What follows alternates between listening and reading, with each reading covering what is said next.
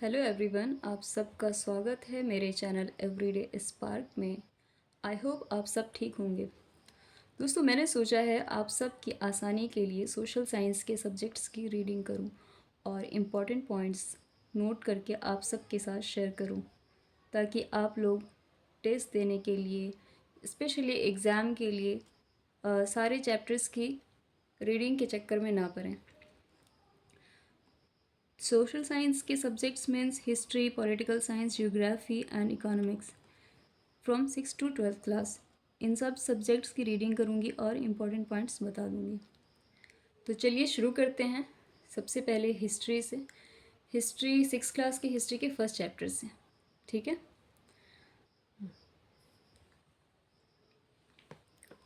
तो मैं आपको यहाँ पर अभी मुख्य बिंदु बताऊँगी, यानी कि मेन पॉइंट्स। जैसे कि इतिहास क्या है, इतिहास का मतलब क्या है, ठीक है। तो इतिहास मतलब बीते हुए समय की घटनाओं का अध्ययन, ठीक है। ये हमें बताता है कि लोग कैसे रहते थे, क्या खाते थे, क्या पहनते थे और उनके विचार कैसे थे। भूतकाल को जानने के साधन पुरातात्विक साक्ष्य यानी आर्कियोलॉजिकल सोर्स, जैसे कि पुराने औजार, मिट्टी के बर्तन, इमारतें, हड्डियाँ वगैरह वगैरह।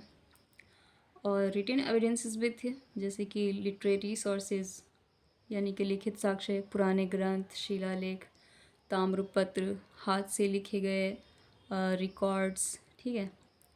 और कब का मतलब यहाँ ये है कि घटनाओं को समय के क्रम में, यानी कि लाइन बाय लाइन समझने के लिए हम ईसा पूर्व यानी कि BCE, इसका फुल फॉर्म होता है बिफोर क्राइस्ट एरा, और ईस्वी यानी CE कॉमन एरा का प्रयोग करते हैं। तो हम इतिहास में क्या पढ़ते हैं। इतिहास में यानी कि हिस्ट्री हमें बताती है कि पुराने समय में लोग कैसे रहते थे, क्या खाते थे, क्या पहनते थे और कैसे अपना जीवन व्यापन करते थे। पहले के लोग नदियों के आसपास रहते थे, क्योंकि वहाँ उन्हें पानी, खेती के लिए ज़मीन और यात्रा के लिए रास्ते आसानी से मिल जाते थे, इसलिए वे नदी के पास ही बसे थे सबसे पहले। फिर उन्होंने खेती करना सीखा, पशु पालने लगे और अपने गांव बनाए। यानी इतिहास हमें ये सिखाता है कि मानव जीवन समय के साथ कैसे बदला है। लोग कहाँ रहते थे। भारत एक बहुत पुरानी सभ्यता वाला देश है। पुराने टाइम के लोग नदियों के किनारे रहते थे, जैसे नर्मदा नदी के किनारे। यहाँ के लोग शिकार और फल खाकर जीवन जीते थे। गंगा और यमुना के आसपास लोग खेती करते थे और धीरे धीरे वहाँ पर गांव बसाना शुरू कर दिया उन लोगों ने। भारत का भौगोलिक क्षेत्र बहुत विविध है, जैसे पर्वत, नदियाँ, मरुस्थल, मैदान। इतिहास में स्थानों का महत्व इसलिए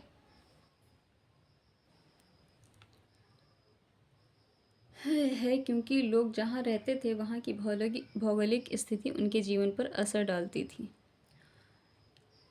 सिंधु नदी के पास यहाँ थी इंडस वैली सिविलाइजेशन, ठीक है। हड़प्पा सिविलाइजेशन के बारे में सुना होगा आपने, ठीक है। हड़प्पा और मोहनजोदारो। इस तरह लोग अलग अलग जगह रहते थे, लेकिन सभी ने अपने जीवन के तरीके अलग अलग तरह से डेवलप किए। कैसे हमें पुराने समय के बारे में कैसे पता चलता है, हमें अपने अतीत के बारे में पता चलता है पुरानी चीज़ों से, जिन्हें हम सोर्सेज या स्रोत कहते हैं। जैसे कि इंस्क्रिप्शन, पत्थर या धातु पर लिखा है, जैसे कि राजा का कोई आदेश, ठीक है। फिर मैन्युस्क्रिप्ट्स हो गया, पत्तों, भोजपत्रों या फिर आम के पत्ते पर लिखे ग्रंथ। फिर लोगों की जीवन शैली में बदलाव आए। शुरू में तो लोग शिकारी संग्रह करता थे, ठीक है ना। फल फूल, जड़ें, ये सब इकट्ठा करके खाया करते थे। फिर बाद में उन्होंने खेती करनी शुरू की। इसी तरह गांव और नगर बसना शुरू हुआ। फिर मानव जीवन की शुरुआत थोड़ी और अच्छे तरीके से होने लगी। जैसे शुरुआती इंसान शिकार और फल संग्रह करते थे, धीरे धीरे उन्होंने आग का आविष्कार किया, फिर खेती करना शुरू किया।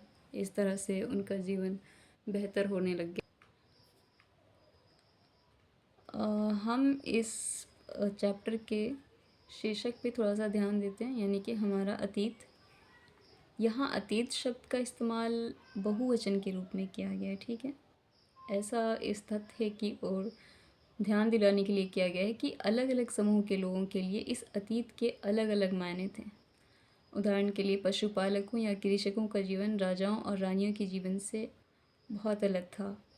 वैसे ही व्यापारियों का जीवन शिल्पकारों के जीवन से बहुत अलग था। जैसा कि हम आज भी देखते हैं, उस समय भी देश के अलग अलग हिस्सों में लोग अलग अलग व्यवहारों और रीति रिवाजों का पालन करते थे। उदाहरण के लिए आज अंडमान द्वीप के ज़्यादातर लोग अपना भोजन मछलियाँ पकड़कर, शिकार करके और फल फूल संग्रह करके करते हैं। इसके उलट शहरों में रहने वाले लोग खाद्य आपूर्ति के लिए अन्य व्यक्तियों पर निर्भर करते हैं। तो इस तरह के भेद अतीत में भी विद्यमान थे और अभी भी देखने को मिलते हैं।